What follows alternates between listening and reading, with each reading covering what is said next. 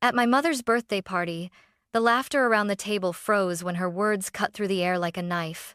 Emily, you'll never be as good as your sister Rachel. She's the one who truly takes care of this family. My heart pounded. Years of being shoved into Rachel's shadow came crashing back in that single moment. I pushed my chair back, my voice trembling but fierce. If that's the case, then let Rachel pay all the bills. I'm done. I won't send another dollar. The room went silent. My mother's eyes widened, her hand clutching her glass. What money? We never received a single dollar from you. Gasps rippled through the room. Relatives stared. My sister's smirk faltered, and in that stunned silence, I knew the truth I had hidden for years was about to erupt. Growing up in a small town in Ohio, I never doubted that my parents loved me, but I always knew I wasn't their favorite. From the earliest days, the comparison was constant, heavy, and unrelenting. Rachel, my older sister by 3 years, seemed to glide through life with an effortless charm. She was the cheer captain, the honor student, the one neighbors fawned over when they came by for dinner. "Rachel's so talented," they'd say, their eyes lighting up as if she were some star plucked from the heavens. Meanwhile, I sat at the corner of the table, quiet, book in hand, waiting for someone to notice me. I remember one Christmas when I was 12. I had spent weeks working on a homemade gift, a wooden jewelry box I carved and painted by hand in shop class. My fingers ached, but I wrapped it carefully, my heart swelling with hope. When Rachel opened her gift, a shiny necklace from Dad, my parents clapped and beamed. When it was my turn, I handed my mom the box with trembling hands. She opened it, glanced briefly, and said, "That's nice, Emily, but you should spend more time helping Rachel with her routines instead of wasting hours on little projects." Her words cut deeper than any blade. I forced a smile, swallowing the lump in my throat. That night, I cried silently into my pillow, vowing never to show my disappointment. At school, things weren't much different. Teachers adored Rachel. Once, during a parent-teacher conference, I overheard my homeroom teacher telling Mom, "Rachel is truly exceptional, a born leader." Then, as if remembering I existed, she added, "Emily does fine, but she's too quiet. She needs to be more like her sister." "Did you hear that, Emily?" Mom said in the car afterward. "Why can't you learn from Rachel?" I stared out the window, my hands clenched in my lap. "I'm not Rachel," I whispered, but no one heard me. The truth was, I wasn't jealous of her. She was my sister, and I loved her in my own way. But every comparison chipped away at me, brick by brick, until I felt like a ghost in my own home. Instead of trying to compete, I buried myself in books and tinkered with computers my dad had bought at a garage sale. While Rachel basked in applause on stage, I was in my room, dismantling circuit boards, writing messy lines of code that somehow gave me peace. My world was quiet, but it was mine. Still, late at night, I couldn't stop asking myself, would I ever be enough? Or would I always be just Rachel's sister? High school was supposed to be a fresh start, a place where I could finally step out of Rachel's shadow. Instead, it became the stage where her spotlight only grew brighter, leaving me invisible under its glare. Rachel was everywhere: cheer captain, prom committee, theater club. Her laugh carried down the hallways, drawing people in like moths to a flame. Teachers adored her. Classmates wanted to sit beside her. And me? I was the quiet girl with her nose buried in a book or hidden in the computer lab, the one people barely noticed until they needed help fixing their laptops. I'll never forget the spring talent show. I had been working for weeks with the science club on a project, a small robot that could follow commands and pick up objects. I was nervous but proud. As I stood backstage, clutching the controller in my sweaty palms, I overheard whispers. "Rachel's doing a dance routine. It's going to be amazing. She's always the best. Emily? Wait, she's even in the show?" The curtain rose, and Rachel danced under the bright lights, dazzling the crowd with every graceful move. The applause was thunderous, echoing in my chest even as I stood in the shadows, waiting my turn. When it was finally time, I stepped forward, my robot whirring to life. It rolled across the stage, picked up a cup, and dropped it into a bin. The mechanics worked flawlessly. But the audience clapped politely, almost out of obligation. And when I looked toward my parents, my stomach twisted. Their seats were empty. Later that night, I found out why. Your sister had cheer practice, and we didn't want her to walk home alone, Mom explained casually, as if it were the most natural decision in the world. But it was the talent show, I whispered, my voice cracking. Don't be so dramatic, Emily, Dad muttered. We'll catch the next one. But there wasn't a next one. At least not with them in the audience. The comparisons became sharper with every report card, every holiday dinner. Look at Rachel's grades, Dad would beam. She's a natural. My grades were good solid A's and B's, but when I showed them, Mom would sigh. If only you had her confidence. One afternoon, after another round of, "Why can't you be more like your sister?" I snapped. "Because I'm not Rachel!" I shouted. The room went silent. For a moment, I thought they finally heard me. But then Mom shook her head, disappointment etched across her face. "You don't need to yell, Emily. Just try harder." I stormed upstairs, tears burning my eyes.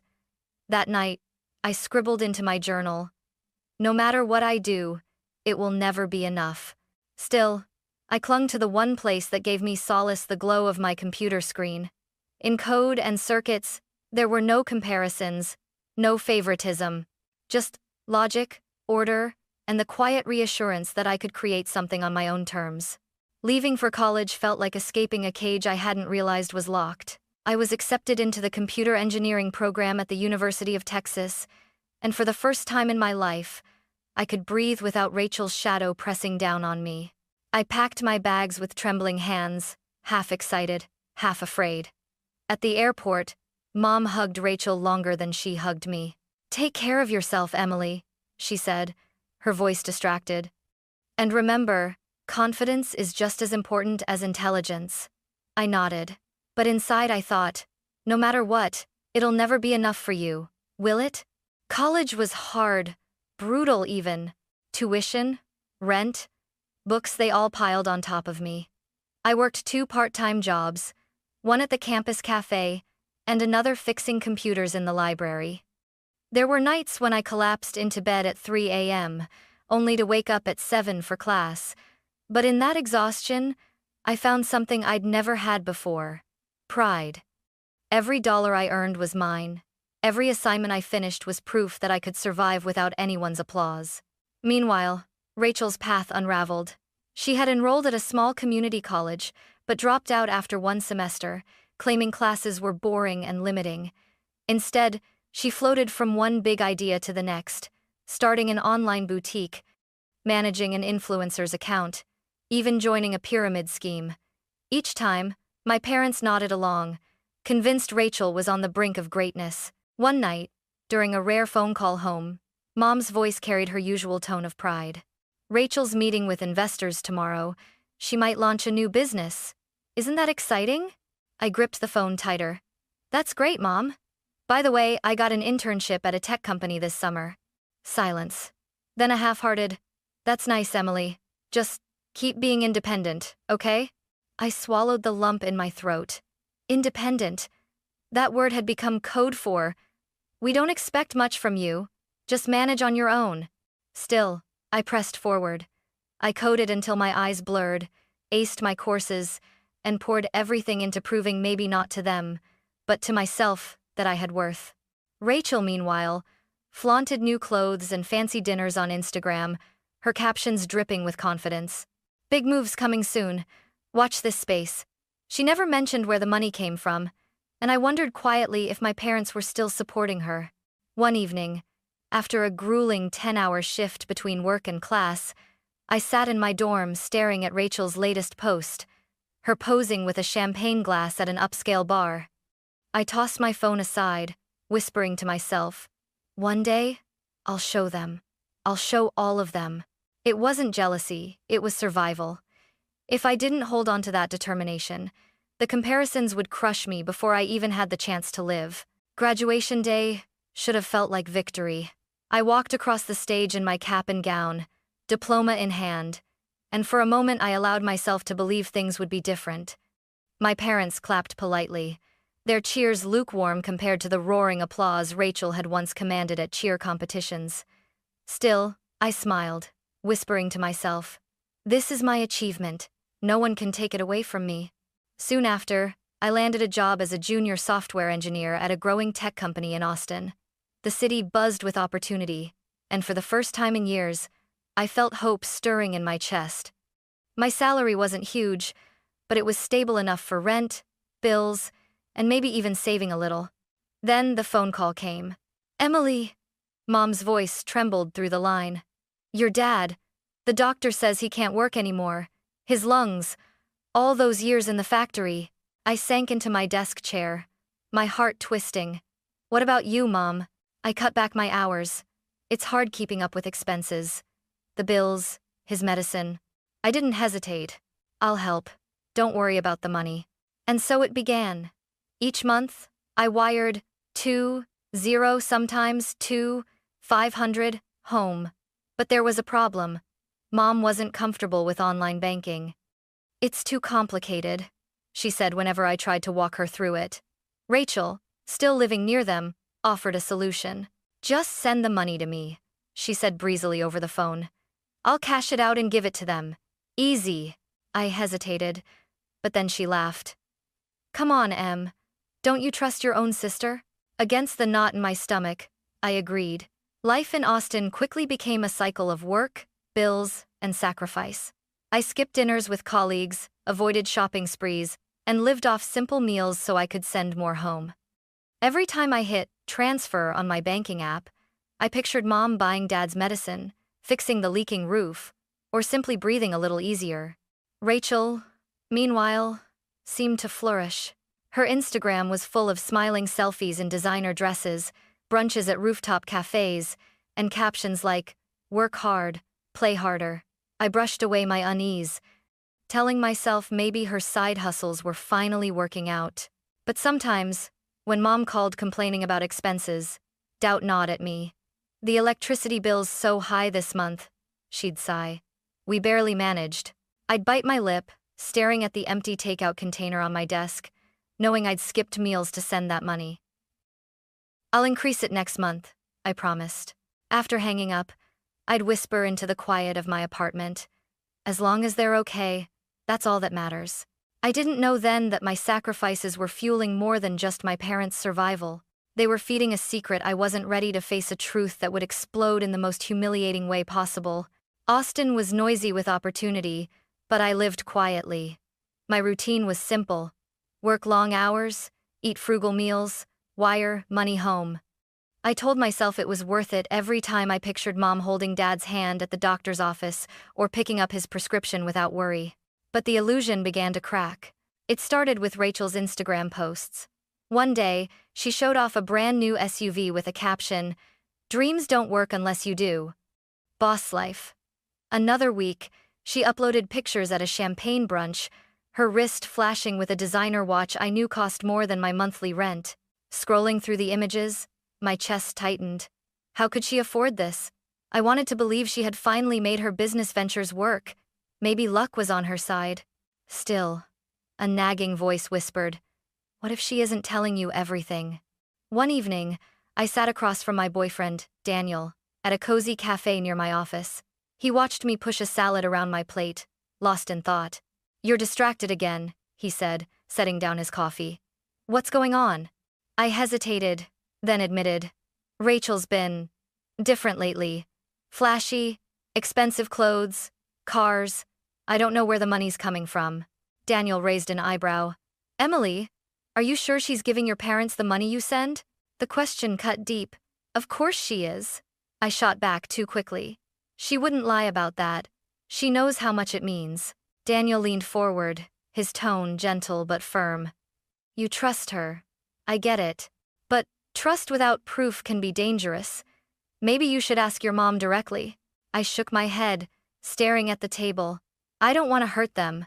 If they think I'm checking up, it'll feel like I don't trust Rachel. And despite everything, she's still my sister. But later that night, lying in bed, I replayed his words. My gut twisted as I remembered Mom's complaints. "The bills are so high this month. The roof is leaking again. Medicine costs are killing us. Hadn't I sent extra money for those very things? Still, I clung to my belief. Rachel may be reckless, but she wouldn't betray me. Not like that. Weeks passed. My own life became more stressful. Deadlines at work, endless coding sessions, nights when my eyes burned from staring at screens too long. And yet, Rachel's posts only grew more extravagant: vacations, poolside cocktails, expensive handbags. Finally, during a family video call, my unease boiled over. Mom sighed, rubbing her temples. "Your father's medicine went up again. I don't know how we'll manage," I blurted. "Didn't Rachel give you the money I sent last week?" Her brow furrowed. "Money? No, sweetheart. Rachel helps us when she can, but it's not much. Don't worry about it." I froze. My pulse thundered in my ears. Not much? I had sent nearly $3,000 that month. "Emily?" Mom's voice broke through the static. "Are you still there?" I forced a smile, hiding the storm inside me. "Yeah, Mom. I'm here. I'll send extra next month, okay?" When the call ended, I sat in silence, Daniel's earlier words echoing like a warning bell. My trust, my sacrifices, my sleepless nights, were they all being twisted into Rachel's luxury lifestyle?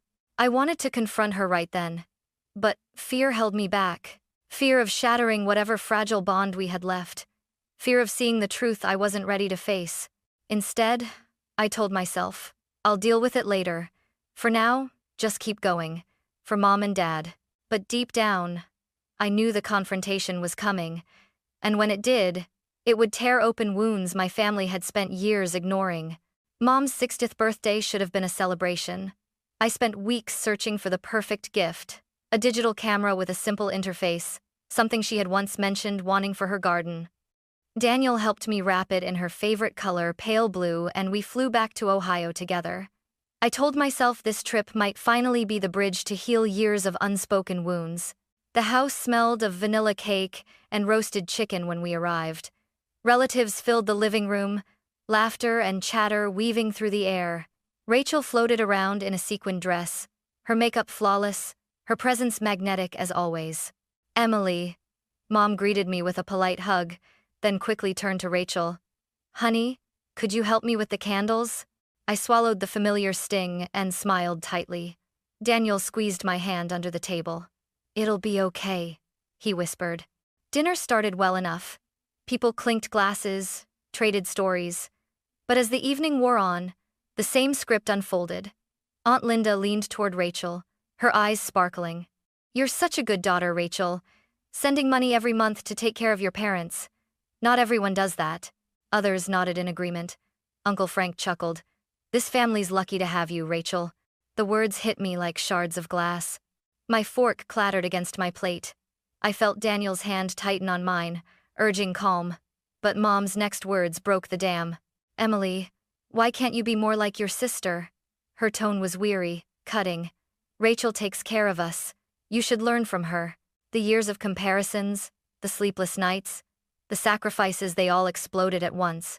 I pushed back my chair, the screech of wood against tile silencing the room. "If that's the case," I said, my voice trembling but sharp, "then let Rachel pay all the bills. I'm done. I won't send another dollar." Gasps rippled through the crowd. Mom's face went pale. "What money?" she demanded, her voice shaking. "We never received a single dollar from you." My hands shook as I pulled out my phone. "Then, explain this." I opened my banking app, scrolling through the endless list of transfers. 202 500 30, each one marked with the note, "For Mom and Dad." I held the screen up for everyone to see. The silence was suffocating. Rachel's smirk vanished, replaced by a flicker of panic. Uncle Frank leaned forward, his brows furrowed. "Rachel, what's going on here?" Aunt Linda whispered. "My God." Daniel stood beside me, his voice calm but steady. "Emily has been supporting her parents for years. She never wanted recognition, but I think it's time the truth came out." Mom's lips trembled as she stared at the screen. "Rachel, you told us this money was from you. You said you were providing for us." Rachel's face flushed crimson. She opened her mouth, closed it again, then finally stammered, I didn't mean to. I just borrowed some. I was going to pay it back. Borrowed? My father's frail voice cut through, each word laced with disappointment. For years? What did you do with it? Rachel's eyes darted around the room, desperate for escape. Finally, she muttered, I needed it. For debts, for appearances. I only gave you a little each month so you'd think. Her voice cracked. So you'd think I was the good daughter. The weight of her confession crashed down on the room. Relatives shifted uncomfortably. Aunt Linda set her teacup down with a sharp clink.